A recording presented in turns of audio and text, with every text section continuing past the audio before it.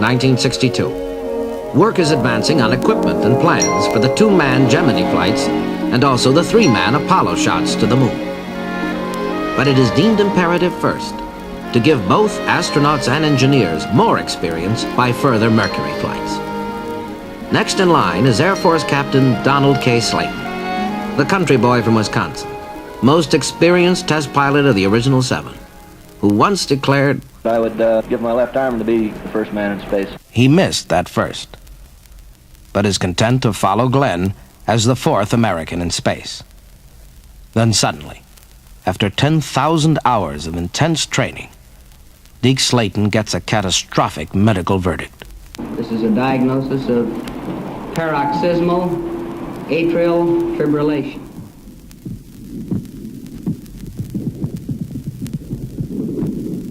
In other words, every now and then, Deke Slayton's heart goes into an irregular beat. It hasn't affected him the least in testing jet planes. But can he take the strains of spaceflight? Can NASA risk having him die in his capsule? On March 15th, NASA announces that Deke Slayton has been replaced for Flight MA7 by Scott Carpenter. Deke comments, And of course my feelings, I think, are very obvious. I was damn disappointed, let's face it. Officially, Deke has been grounded for only this next space flight. Then, the next. And the next. Obstinately, he declares, My feeling about it has been, well, hell, I'll keep fighting it, and one of these days I might beat them, and until I do, as long as I can contribute something to the program doing what I'm doing, I don't know of anything else I'd rather be doing. It is his destiny to find his space career on the ground. As more pilots come into the program, a supervisor is required. Deke is the one and only choice of the pilots themselves. If I can't be flying personally, I want to be as close to it as I can, and I don't know anybody else in the world that's got a good program as we have. On April 26, 1962, we manage finally to touch a finger to the moon 3 years after the Russians. Ranger 4, shot into space to photograph the moon, travels the almost 250,000 miles in 64 hours and crashes on the dark side of the moon as planned. But there are no pictures. The cameras have gone out of commission. Early in May, Russian cosmonaut German Titov, hero of a 17-orbit flight, visits the United States on a goodwill tour. Я взял с собой несколько фотографий в полет. I took several photographs with me into the flight. И вот людям, которые помогли мне... He also declares he would be afraid to attempt a joint space flight with an American, on the grounds that U.S. equipment is not good enough. Further, he denies that Russia has had any failures whatsoever, and reports that he saw no God or angels during his orbits of the Earth. May 24th, 1962. Navy test pilot Scott Carpenter goes up in the capsule he's named Aurora 7 in honor of the goddess of dawn.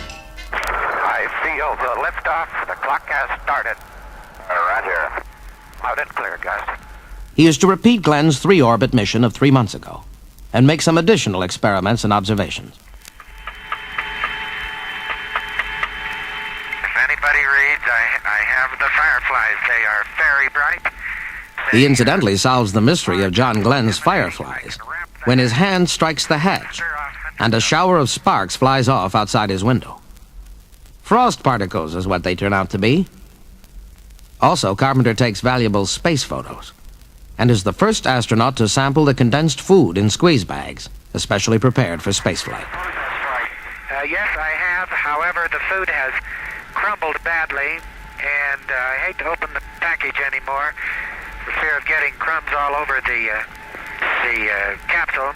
I can verify that eating bite-sized food as we've packaged for this flight is no problem at all. Even the crumbly foods are eaten with no problem. But he runs into a pack of trouble. Early in the flight, his spacesuit overheats, putting him into a mild sweat. He uses up too much fuel on the 1st and 3rd orbits and is therefore directed to let the capsule drift without using any attitude controls. Even so, he winds up with barely enough for a controlled re-entry. Then, his retro rockets fail to go off automatically, and he hits the manual button 3 seconds late. with the capsule slightly off the precise position for re-entry. Rushing toward Earth, momentarily in the usual radio blackout, Carpenter soliloquizes into his in-cabin tape recorder. There was the flaming piece coming off. Almost looked like it came off the tower. In the crisis, to relieve his own tension, he falls back on the beloved Jose Jimenez gag. Oh, I hope not. A reference to a passage in the fictional press interview of astronaut Jose. What is this called? A crash helmet? Oh, I hope not.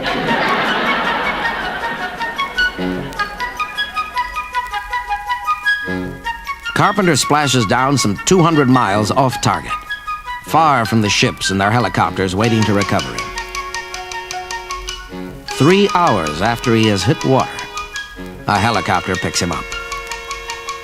Carpenter's near tragedy serves as a reminder that 88 minutes in orbit is still far more dangerous than 88 minutes on a commuter train.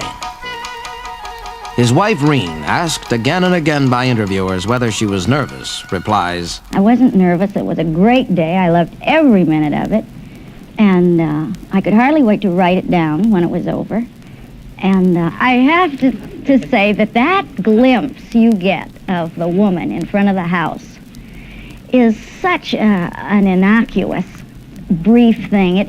Every woman has her own identity. She's not just the apple pie thing waiting back home, and she's probably had to take a tranquilizer pill to step out in front. And then the interviewer says, oh, yes, I want to introduce you to the lovely photogenic family of Commander Westlake. And Mrs. Westlake, were you happy, thrilled, and proud? And she says, yes, I guess I was. And he says, and this is your little boy, Dickie? And Dickie, you want to be an astronaut when you grow up? I guess I do. And this is his sister, Mary. And Mary, what do you want to be when you grow up? Well, I guess I just want to grow up. And isn't that thrilling? Well, you've heard from the lovely family of our astronaut. And then she... Having probed space, her husband, the restless traveler, will in a few years go completely the other way, to the bottom of the ocean, by joining the Navy's Deep Submergence Systems project. Over the summer of 1962, Algeria, with plastic bombs, fights for independence from France, and finally wins it with the blessing of Charles de Gaulle, whom the French generals had called back to power precisely to prevent independence. Egypt test fires 4 small rockets and declares, we have entered the space age. Nevertheless, exactly 5 years hence, its entire air force will be wiped out in 15 minutes by Israel.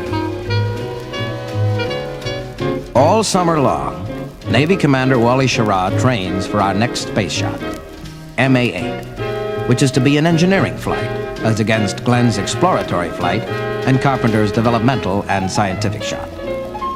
With this in mind, he names his capsule Sigma, an engineering symbol for summation.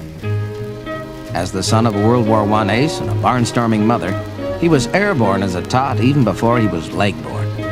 A high-spirited charmer, he's a leader of an unofficial club at Cape Canaveral whose password and countersign go like this. Are you a turtle? You bet your sweet I am. But suddenly, on August 11th, the laughter freezes as Radio Moscow makes another of its sudden announcements.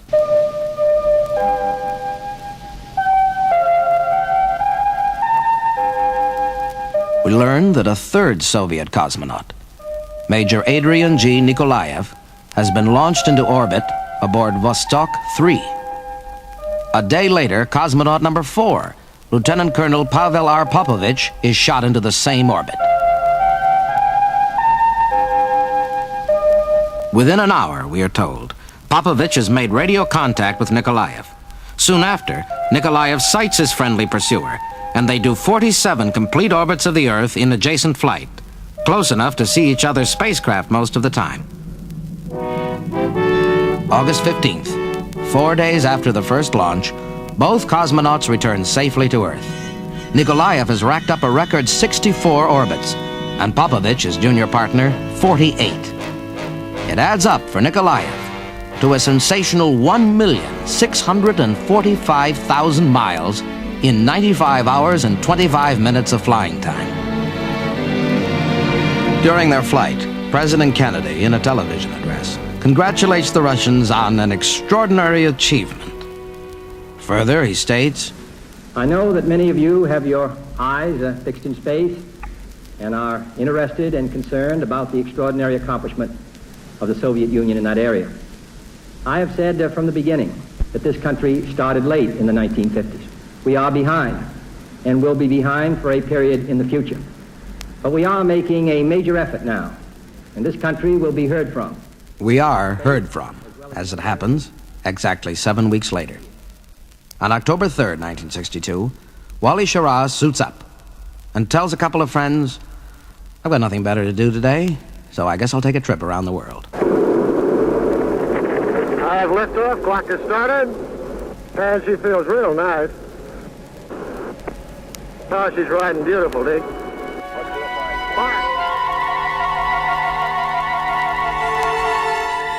At 3 minutes and 39 seconds, communicator Deke Slayton asks the secret password. Are you a turtle today? You bet your sweet ass I am. Good time to get you on that one. MA-8 becomes a textbook mission as Wally circles the Earth on his 6 scheduled orbits. The Atlas booster that hurled him into space threw him to a peak altitude of 152.8 miles, about 8 miles higher than intended. Only one other problem develops.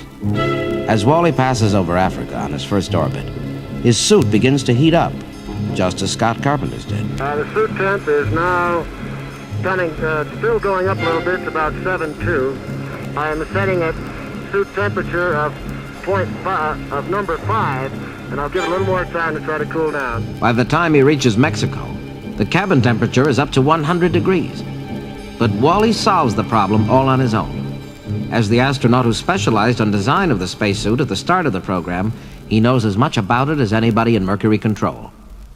After a couple of hours of tinkering... Now, Deke, I finally got a grasp on this thing where I'm beginning to feel a little cooler, and the suit inlet temperature is now down to 7.6. I'm getting cooler. The suit inlet is now about 7.5 to 7.6. So I am making progress. But I'd rather not throw in the sponge on the settings I have so far. In his last sunrise of the day, Wally comes to the end of his mission. He puts the capsule in position for re-entry by aiming it at several stars and planets, including Jupiter. Then leaves it to the automatic controls to fire the retro rockets and shoot him home. On his way down, he reports, Oh boy, she's a good little capsule, I'll clue you. I think they're going to put me on number 3 elevator. Good show. Stand by. I'll call the Cape, see if they have anything. he splashed down a scant 2.5 miles off target, northeast of Midway Island, scene of an historic naval battle of World War II. He's flown his 6 orbits in some 9 hours, a normal business day for earthbound workers. And for more than a third of the time, at negligible expense to the taxpayer, he simply drifted in his fixed orbit without using fuel. In his confidential self-debriefing, he expresses esteem for his capsule. I definitely fell in love with Capsule 16. In Capsule 16, the crew that prepared that bear, the flight itself, truly is a high point in my life. 19 days later, the sharp space rivalry of America and Russia comes down to earth in what the current phrase calls an eyeball-to-eyeball confrontation, one that threatens the entire future of both Earth and space. This government, as promised, has maintained the closest surveillance of the Soviet military buildup on the island of Cuba. Within the past week, On October 22nd, 1962, President Kennedy, in a grim but matter-of-fact television talk, warns the American people that Russia has emplaced launch pads and nuclear missiles in Castro's Cuba. the purpose of these bases can be none other than to provide a nuclear strike capability against the Western Hemisphere. Each of these missiles, in short, is capable of striking Washington, D.C., the Panama Canal, Cape Canaveral, Mexico City, or any other city in the southeastern part of the United States. We set up a naval quarantine of Cuban waters to prevent the Russians from delivering any more missiles. The Strategic Air Command is put on alert, and invasion troops are prepared. We are on the edge of war. At the last moment, Khrushchev backs down and takes his missiles home. As top scientists and other public figures continue to attack manned moon flight as wasteful and useless, NASA Administrator James E. Webb replies, "The main benefit to the United States from the manned space program is to learn how to operate in space with men. To select the target of a lunar landing is to focus..." This is a step-by-step program in which we are gaining experience as rapidly as we can without going into what might be called a crash program. Project Mercury speeds up its schedule. Because of Shiraz's success, a second flight of 6 orbits is canceled in favor of an 18-orbit shot, or more. A batch of 9 new astronauts goes into training for the 2-man flights, Gemini, that will follow Mercury. The public hears names that will not make an impression for yet another 3 or 4 years. Neil Armstrong, Pete Conrad, Tom Stafford, Ed White.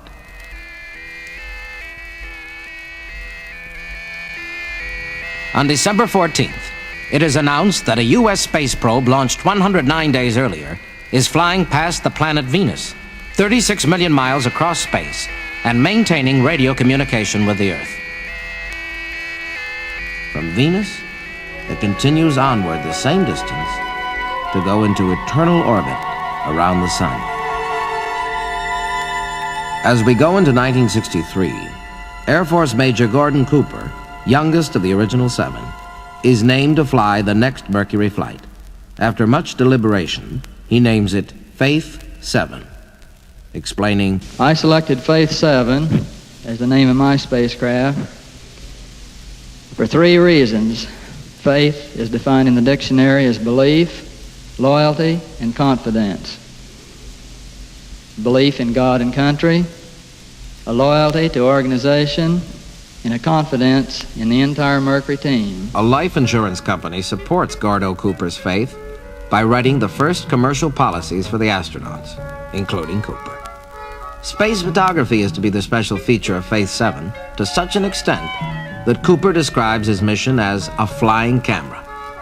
An Oklahoma boy who has never lost his country drawl, Gordo Cooper is the all-American outdoorsman. All Mercury stations, be advised, this mission today is scrubbed. Stand by for recycle. On May 14th, 1963, he waits 6 hours in his capsule, only to have $1 billion worth of the world's most advanced equipment frustrated by an engine with a dirty fuel line that fails to pull away the gantry, and a defective radar computer in Bermuda. Gordo, still waiting wistfully, asks Paul Donnelly in the blockhouse, "Sure you can't run out with a Zippo and light this thing, Paul? Say again? You sure you can't run out and light the fuse with your little Zippo?" No, I guess not today, Gordo. All right. We'll give her hell tomorrow. Okay. And hell they give them. Next day is perfection. Over Africa, Asia, and Mexico, like an eager tourist, Gordo drinks in the sights from 100 miles up and more. Roads, rivers, villages, even individual houses when the light is right. He releases a flashing beacon into space to test whether he can judge distances, and reports, "I was with that little rascal all night last night." On his 14th pass, racing over Australia into the South Pacific, a reverent mood comes upon him, and he suddenly finds himself composing a prayer. "I would like to take this time to say a little prayer for all the people, including myself, involved in this launch and this operation. Father, thank you for the success we have had in flying this flight. Thank you for the privilege of being able to be in this position, to be in this wondrous place, seeing all these many startling, wondrous things that you've created. Help guide and direct all of us that we may shape our lives to be good, that we may be much better Christians." He finds time to direct a TV show starring himself on an in-cabin TV camera, makes numerous navigational tests. Then suddenly, passing over Hawaii on his 19th orbit, trouble. A light comes on in the spacecraft which indicates that it has prematurely started a series of automatic maneuvers that should not occur until after the retro rockets have fired, and the capsule is well on its way home. I wonder if you'd relay to the Cape a little situation I had happen, see what they think on it. While turning my warning lights off and back onto dim, my 05G telelight came on in my telelight panel. Now the action that I have taken is to turn off my 05G switch fuse and my emergency 05G switch fuse. Would you relay to them and get their idea on it? Over. To stop the wasteful process, Cooper switches off some of the automatic controls. This means he may have to fly himself home. It worries the engineers and controllers down below. Roger, Gordo, on this 05G business, It doesn't bother Cooper at all. That's what he's up there for, to take over as a trained pilot when the machines fail. Then more trouble. Power fails on the autopilot, which was to hold the capsule in position during re-entry. Now Cooper will have to perform all the re-entry maneuvers by himself. And then Cooper finds that the carbon dioxide level is rising in his suit, making breathing a little difficult. Passing over Zanzibar, off the coast of Africa, he wryly takes stock of his situation. Well, things are beginning to stack up a little. ASCS inverter is acting up. And my CO2 is building up in the suit. Partial pressure of O2 is decreasing in the cabin. Standby inverter won't come on the line. Other than that, things are fine. 52 minutes later, he's talking with John Glenn again, who asks him about his retro attitude. Cooper replies, Right on the old gazoo. the retro rockets fire, and as Faith 7 begins its return back to Earth, John Glenn calls, Real fine flight, Gordo. Real beautiful all the way. Have a cool re-entry, will you? All right, John. Thank you. 34 hours and 20 minutes after liftoff, Cooper splashes down in the Pacific, 4 miles from the recovery ship, again the carrier Kearsarge. From inside the capsule, he calls with mock formality. I'd like to come aboard the carrier if they'll grant me permission for an Air Force troop. He's experienced 22 days and nights during the day and a half of Earth time between launch and splash, and has lost 7 pounds. Scientists will dispute that he could see from on high all the things he described. He will tell them. Now, there have been numerous discussions and numerous attempts to justify or refute what I saw on the flight. However, as I say, I was there, and on his own Gemini flight, he will be proved right. Following Cooper's flight, Mercury Associate Director Walt Williams declares that the project has achieved its goals. Mercury now is dead, is a good way to describe it. The program is closed. When we started it, our object was to prove man's capability in space. And I think the record shows that man is capable in space. Man has a place in space. It has cost $384 million, and at its peak involved 2 million people. Some concepts. There is one brief section in the final Mercury report that will haunt us, and then strike home with tragedy 3 years from now. It is that even on Gordon Cooper's superb flight, his spacecraft contained 720 flaws, largely caused by faulty workmanship. Backstage, out of the public view, work pushes ahead simultaneously on both Gemini and the ultimate moon flight program, Apollo. But it will be 22 months before an American goes into space again. And Russia laps us once again with the first woman in space and the first space romance. On June 14th, 1963, Lieutenant Colonel Valery Bykovsky takes off in Vostok 5. 2 days later, a robust, smiling factory worker and parachute fan, Valentina Tereshkova, with the reserve rank of lieutenant, is launched in Vostok 6. Shortly after entering orbit, she comes within 3 miles of Bykovsky. 3 days later, they land, Valentina first. 5 months later, in November, Valentina marries cosmonaut Nikolaev, who flew Vostok 3, and the world smiles on the first Cosmo couple in history. Suddenly, on November 22nd, grief blackens the world as a news bulletin comes from Dallas, Texas. John F. Kennedy, one of the best-known men on Earth, has been assassinated by one of the most obscure, a misfit named Lee Harvey Oswald. who thus finds a place in history as he could not in life.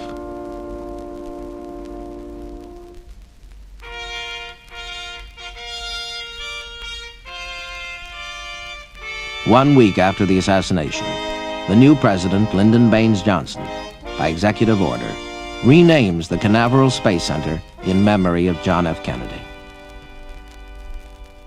Lyndon Johnson has long played a leading role in the space program, both as U.S. Senator and Vice President. As 1964 opens and he delivers his first State of the Union message to Congress, he urges, "We must assure our preeminence in the peaceful exploration of outer space, focusing on an expedition to the moon in this decade, in cooperation with other powers if possible, alone if necessary."